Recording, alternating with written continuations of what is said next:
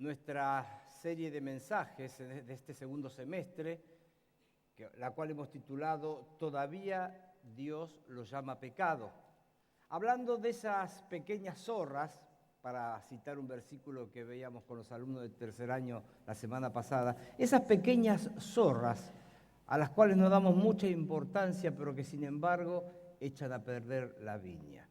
Hablando de esos pecados que no consideramos tan graves, tan importantes, y nos damos el permiso a tenerlos en nuestras vidas. Hemos hablado de impiedad, ansiedad, ingratitud, orgullo, falta de contentamiento, falta de dominio propio, impaciencia, incredulidad, mundanalidad, envidia, celos. Y nuestro tema en esta mañana es la ira. Dice el capítulo 1, versículo 19 de Santiago: por esto, mis amados hermanos, todo hombre sea pronto para oír, tardo para hablar, tardo para airarse, porque la ira del hombre no obra la justicia de Dios. Oremos al Señor. Padre, te damos gracias por esta nueva oportunidad que tú nos das de abrir tu palabra, y oramos para que tú apliques tu palabra a nuestros corazones, a nuestra necesidad. Que tu Espíritu Santo se mueva libremente en medio nuestro, trayendo a nuestras mentes y corazones aquello que necesitamos advertir y cambiar en nuestras vidas. Lo rogamos por Cristo Jesús. Amén. Cuando hablamos de ira, y vamos a un diccionario, encontramos algunos sinónimos. Se nos relaciona a ira con enojo, cólera, un enfado muy violento. Y la verdad que aunque no podamos o no sepamos cómo definir exactamente el término, todos lo conocemos. Porque todos debemos admitir que en algún momento, y quizá más seguido de lo que nos gustaría, nos airamos, nos enojamos muy fuerte. En el libro Erradicando la ira, el autor dice: la ira es un problema universal, está presente en todas las culturas y todas las generaciones la han experimentado. Nadie puede aislarse de su realidad o ser inmune a su veneno. Invade a todos y destruye nuestras relaciones personales más íntimas. La ira es un componente inherente de nuestra naturaleza caída y pecaminosa. Y me llama la atención esa frase: destruye nuestras relaciones personales más íntimas. Y así sucede porque muchas veces, cuando tratamos con personas con las cuales no tenemos tanta confianza, o con personas con las cuales nos preocupa lo que piensen de nosotros, nos preocupa aparentar ante ellos, de pronto ciertas reacciones las controlamos. Pero cuando nos encontramos en el seno del hogar, donde somos como somos, ahí muchas veces, lamentablemente, donde más frecuentemente hay esas explosiones y lastimamos, como decía el autor aquí, a aquellas personas que más amamos. Yo recuerdo hace algunos años, un amigo me pidió que ayudara a su hijo, un joven. Así que comencé a reunirme con él y no necesité mucho tiempo para darme cuenta que el problema del joven era su papá. Y él me decía, no puedo contradecirlo. Él me dice algo, si yo de pronto digo, no papá, porque explota. Y se enoja tanto que a veces hasta me da una cachetada. Y era un muchacho ya, era un joven. Y llamativamente, en la iglesia era el hermano que quizá todos decían el más amable, atento. Y ese era un tremendo choque. Reacciones, explosiones. Y lastimamos aún a veces a las personas que más amamos. Claro, algunos argumentan que la ira puede ser justa. Claro, porque en la Biblia se habla de la ira de Dios.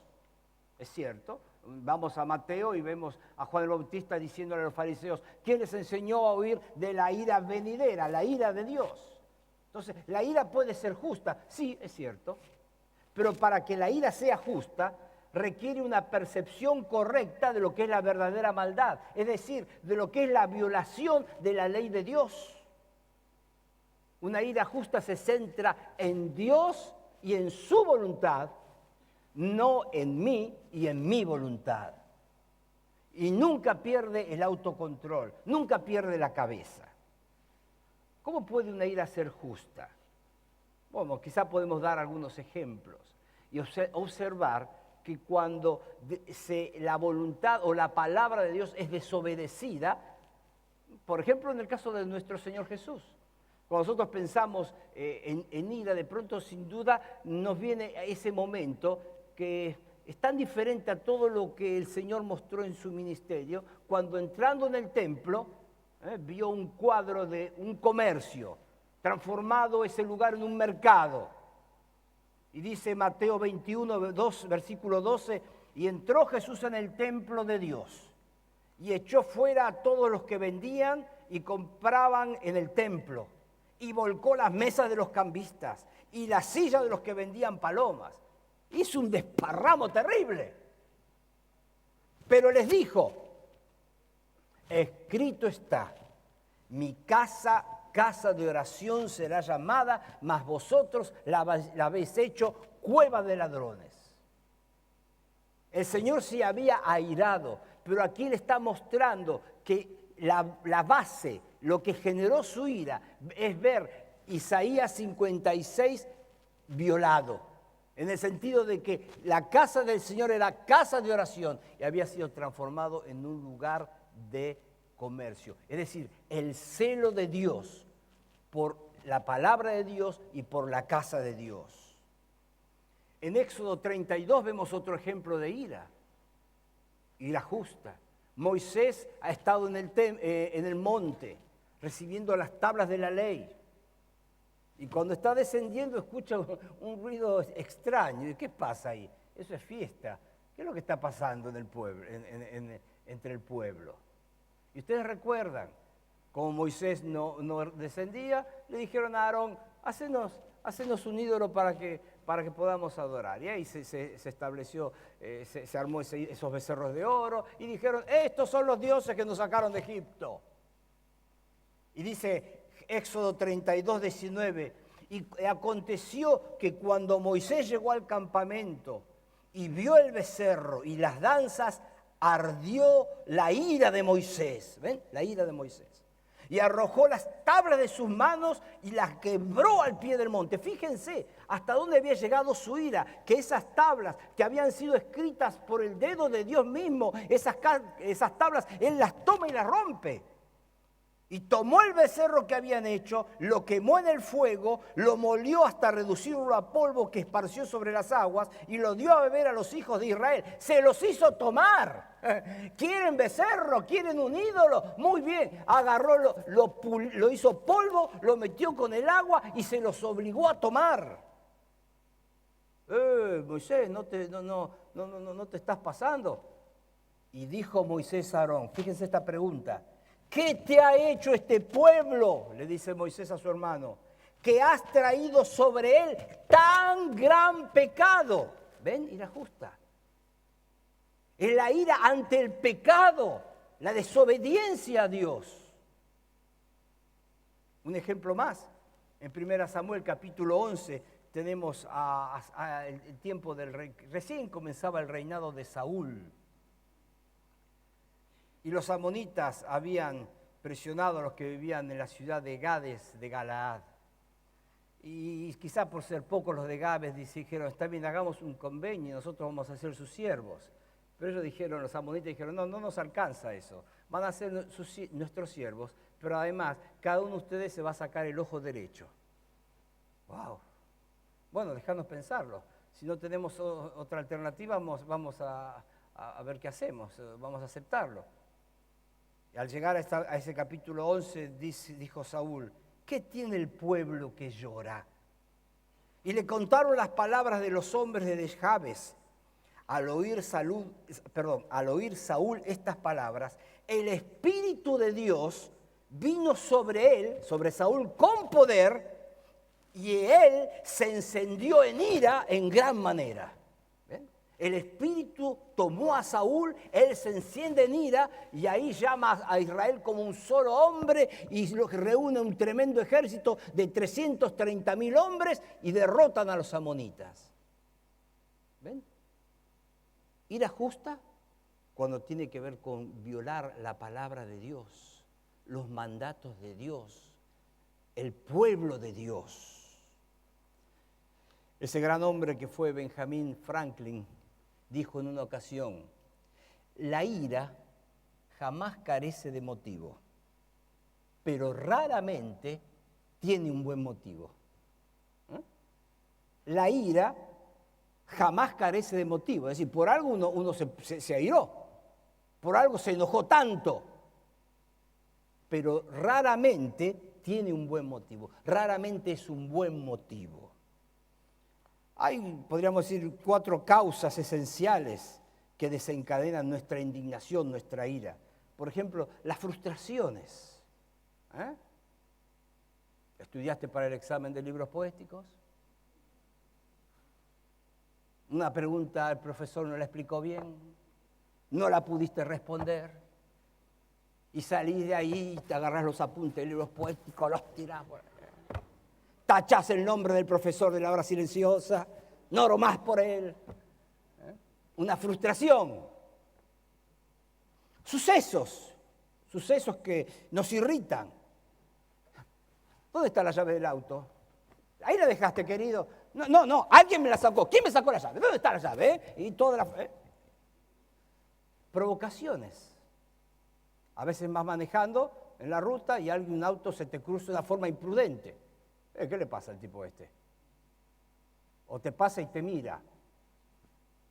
¿No? Falta de justicia, la injusticia, te indigna. La ira está muy relacionada con lo que es el fracaso, las frustraciones, los conflictos del hombre. Pero raramente se presenta sin causa. ¿Ustedes se acuerdan del hijo pródigo? Muchas veces reparamos en la historia de lo que hace el hijo, de lo que hace el padre, pero está el personaje del hermano, que tiene profundas lecciones para nosotros.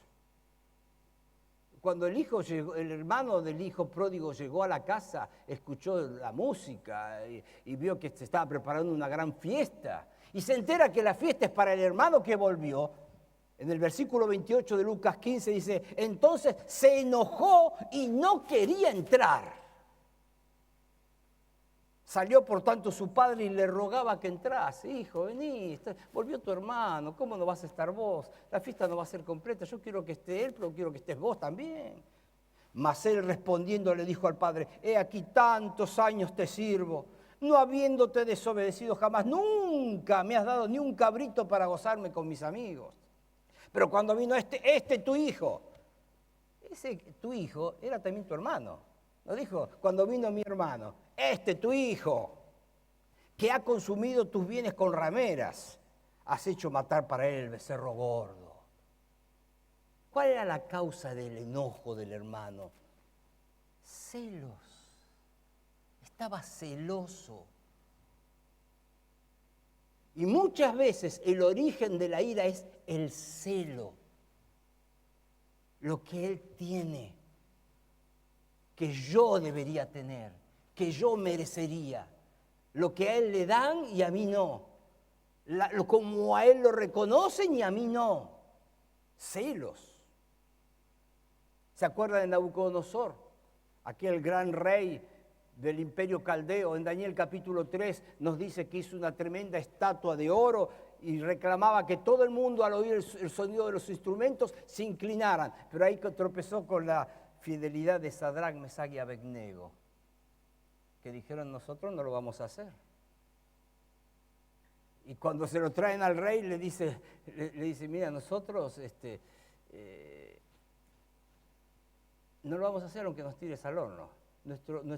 ¿Y qué Dios le va a poder librar? Nuestro Dios puede librarnos, dijeron. Y si no, sepas, oh rey, que no adoraremos tu imagen. ¿Te imaginás cómo se puso ese rey? Le salía la espuma por la boca. Dice, ordenó que el horno se calentase 7 veces más de lo acostumbrado. Al punto que los que lo tiraron los muchachos, murieron ellos. ¿Qué pasó con Nabucodonosor? Orgullo.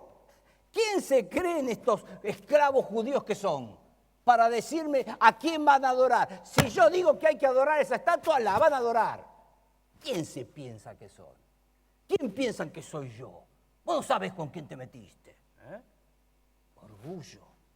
¿Ven? Orgullo. Celos, orgullo. Egoísmo. Un día Dios mandó a su profeta Jonás a Nínive y le dijo que tenía que predicar un mensaje. De aquí a 30 días la ciudad va a ser destruida. Y todos conocemos la historia, ¿no? Como él se tomó el barco a Tarsis. Finalmente va a Nínive, cumple, pero ¿qué pasa? El pueblo se convierte. Era una ciudad tremenda, dice la Escritura, que se tardaba 3 días caminando para cruzarla. Era una ciudad grande. El Señor habla de 120.000 que no saben cuál es su mano derecha y su mano izquierda. Así que una gran población, mucho más de esos 120.000 sin duda. Pero cuando se convierte el pueblo, oró Jonás a Jehová y le dijo en el capítulo 4, ahora, oh Jehová, ¿no es esto lo que yo decía estando aún en mi tierra? Por eso me apresuré a huir a Tarsis, porque sabía yo que tú eres Dios clemente y piadoso, tardo en enojarte y de gran misericordia, y que te arrepientes del mal. Ahora pues, oh Jehová, te ruego que me quiten la vida, porque mejor me es la muerte que la vida. Y Jehová le dijo, ¿haces tú bien en enojarte tanto? Sí, hago bien. Porque finalmente yo quedé, ahora con mi fama de profeta quedó destruida. Yo dije, en 30 días Dios va a destruir la ciudad, ahora en 30 días no pasa nada, y ahora la gente, ¿qué va a decir de mí? ¿Y yo cómo quedo? Egoísmo. Jonás quería salirse con la suya. Así que renunció. Se fue de la ciudad, buscó un lugar de sombra y dice, yo soy un profeta jubilado. No me hable más de profecías. Y ahí se tiró. Dios manda a crecer una calabacera que rápidamente crece, aparece de un día para otro y la sombra todavía es mejor. Y ustedes conocen la historia como la calabacera se seca. Y cuando se seca la calabacera, peor está. Y Dios le dice a Jonás, ¿tanto te enojas por la calabacera? Y él respondió, mucho me enojo, hasta la muerte. Estaba enojado, estaba airado, estaba descontrolado. ¿Ves? Celos, orgullo, egoísmo son los grandes generadores de ira. En primer lugar, debemos reconocer que la ira es un pecado. Ahora, en este punto, quizá alguno de ustedes tiene presente en su mente un versículo. Efesios 4:26. Airaos, pero no pequéis. ¿Ven? Yo puedo airarme, la ira no es un pecado. Dios dice, airaos. Pablo dice, airaos, pero no pequéis. Sí, pero hay que leer todo el versículo. No se ponga el sol sobre vuestro enojo ni deis lugar al diablo. ¿Cómo puedo yo airarme y no pecar? Bueno, en primer lugar, algo que ya mencionamos. Observando cuál es la razón, el motivo de mi enojo. ¿Es por celo? ¿Es por orgullo? ¿Es por egoísmo? Si es por eso, yo estoy pecando. Ahora, no solo es el motivo, sino también la duración. No se ponga el sol sobre vuestro enojo, la duración. Es decir, no debe terminar el día. No debería nadie irse a acostar, a dormir, si tiene un problema, si está enojado con su hermano. Ahora quizás decís, bueno, sí, tuve un problema la semana pasada, hasta el sábado, hasta el domingo que viene no voy a ver al hermano en la iglesia. Bueno, está bien, quizás hasta el domingo que viene no puedes hablar, pero en tu corazón ya podés perdonarle. Y dejar que esa ira ya no esté. Entonces, en primer lugar, hay que reconocer la ira como un pecado. En segundo lugar, buscar la causa, como mencionamos ya antes, celos, orgullo, egoísmo, ¿qué fue? En tercer lugar, debo arrepentirme de ambas cosas, porque si descubro que mi orgullo generó esa ira, tengo dos pecados que confesar, la ira y el orgullo. Es decir, arrepentirme de ambos. Y además lo que debo hacer, cambiar mi actitud hacia la persona que de pronto tuvo algo mal, dijo algo malo o tuvo una acción que provocó mi ira. Dos errores no producen un acierto. ¿A qué voy? En matemáticas, negativo por negativo igual positivo. ¿Sí? ¿Alguno de ustedes se acuerda de esa ley matemática? Eso no se aplica a este tema. La acción mala de una persona contra mí, mi reacción peor a esa acción mala, o sea, negativo por negativo, no termina dando algo positivo. No es así. Por eso Efesios 4, 31 y 32 dice, quítense de vosotros toda amargura, enojo, ira, gritería, maledicencia y toda malicia. Antes sed benignos unos con otros, misericordiosos, perdonándoos unos a otros, como Dios también nos perdonó a vosotros en Cristo. Y Colosenses 3:13 dice, soportándoos unos a otros, perdonándoos unos a otros, si alguno tuviere queja contra otro, de la manera que Cristo os perdonó, así también hacedlo vosotros. Y yo estoy enfatizando cuando alguien nos lastima y genera nuestra ira, pero también tenemos que muchas veces buscar el perdón, porque cuando estamos heridos, airados, herimos a personas con palabras que salen de nuestra boca en nuestro enojo. La ira no resuelta produce resentimiento. El resentimiento es algo que crece en el corazón y la palabra lo dice, resentir. Algo que pasó y que debe estar solucionado y formar parte del pasado, lo mantenemos presente y lo resentimos. Lo volvemos a sentir. Y por eso el domingo llegamos a la iglesia y si vemos a cierto hermano por aquel pasillo, nosotros vamos por el otro porque evitamos saludarle. Resentimiento. El resentimiento lleva a la amargura, esa animosidad persistente. Y ahí podríamos seguir enemistad, hostilidad, rencor, odio y aún venganza. Aún venganza. Fíjense que Pablo escribiendo a los romanos le dice, no os venguéis vosotros mismos, amados míos. Él habla a creyentes y le dice, no se tienen que vengar, sino dejad lugar a la ira de Dios, porque escrito está, mía es la venganza, yo pagaré, dice el Señor. No nos corresponde a nosotros. Terminando ya, ¿cómo apagar el fuego de la ira? De pronto sucede algo y... Primero, debemos tomar en cuenta la soberanía de Dios. Algo nos perjudicó, pero Dios es soberano. Dios estaba aún sobre esa acción o esas palabras que se dijeron contra mí, esa murmuración, ese chisme. Dios estaba por sobre eso. Dios podría haberlo evitado. José siempre tuvo el problema de la ira resuelto. Eso es evidente. Y si había personas que tenían, digamos, causa para estar airados y con amargura y resentimiento, ese era José. Podría haber estado con enojo con Dios por haberle llevado a su mamá cuando era casi un niño. Enojo contra su padre, ira contra su padre, que por haberlo hecho el primogénito, por haberle hecho el preferido, le generó el odio del resto de los hermanos. Podría haber tenido ira con sus hermanos que le vendieron, ira contra la esposa de Potifar que lo calumnió, ira contra el copero que se olvidó 2 años de él. Podría haber juntado en su vida, pero nunca fue así. Ahora, ¿por qué afirmas esto? Quizás estás pensando. Porque sería imposible que una persona con amargura, con rencor, con ira, se destacara como él se destacó en la casa de Potifar. En poco tiempo él llegó a ser el mayordomo.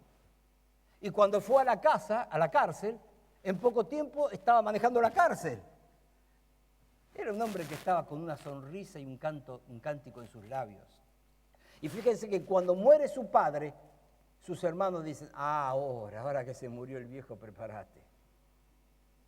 José, muy bueno, porque papá estaba en vida. Ahora que murió, y fueron a él, y le dijeron, papá antes de morir nos dijo que nos perdonaras. Y dice que José lloró. Y le dijo en Génesis capítulo 50, verso 20, vosotros pensasteis mal contra mí, mas Dios lo encaminó a bien, para hacer lo que vemos hoy, para mantener en vida a mucho pueblo. La soberanía de Dios. Él sabía que lo malo que sus hermanos habían maquinado contra él, Dios lo iba a transformar, lo transformó en algo de bendición.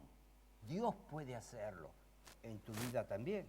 Segundo, orar para que Dios nos ayude a crecer en amor. Amar a aquel que nos ama, amar a aquel que nos resulta fácil amar, pero también amar a aquel que nos resulta un poco más difícil amar, aun siendo nuestro hermano. Dice 1 Pedro 4:8, y ante todo tened entre vosotros ferviente amor, porque el amor cubrirá multitud de pecados. Y 1 Corintios 13:5 dice, el amor no se irrita. ¿Ven? El amor. Y en tercer lugar, tenemos que aprender a perdonar como Dios perdona. Un gran ejemplo de perdón está dado en esa parábola de aquel rey que perdona a ese siervo que le debe 10.000 talentos, en Mateo 18. Muchas veces enseñé sobre esta parábola y siempre entendiendo que esos 10.000 talentos era una suma imposible de pagar comparada con la deuda que el otro siervo que tenía, que era de 100 denarios. Siendo el denario el salario de un día, 100 denarios era un poco más que 3 meses de trabajo. Pero ayer a la tarde empecé a sacar algunas cuentas, estuve buscando y miren, el denario era una moneda de plata que pesaba 4 gramos. Ese era el salario por un día de trabajo, 4 gramos de plata, un denario. El talento, no había una moneda que se llamaba el talento, porque tuvo diferentes pesos, pero en tiempo del Señor se calcula que serían 24 kilos. Se utilizaba para metales preciosos, 24 kilos. Ahora, ustedes fíjense, si empezamos a sacar cuentas, yo necesito 250 denarios, si pesa cada moneda 4 gramos, necesito 250 denarios para hacer 1 kilo. Pero si el talento pesa 24 kilos, es 250 por 24 es 6.000. La relación es que 6.000 denarios eran 1 talento. 6.000 denarios eran 1 talento. Ahora, el gran problema es que este hombre no debía 1 denario, 1 talento, lo cual ya era una deuda muy grande, sino que debía 10.000 talentos.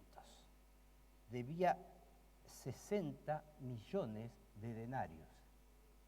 La deuda era 60 millones de días de trabajo. Si uno quiere sacar cuentas para tener una idea en el día de hoy, ¿cuánto era la suma? Eran 2 millones de meses. 2 millones de meses. Así que podés imaginar un salario, multiplicarlo por 2 millones y ahí tener lo que era la deuda. Realmente, lo que era la medida de entonces, si el denario era el trabajo de un día, este siervo necesitaba trabajar un poco más de 164.000 años para pagar la deuda.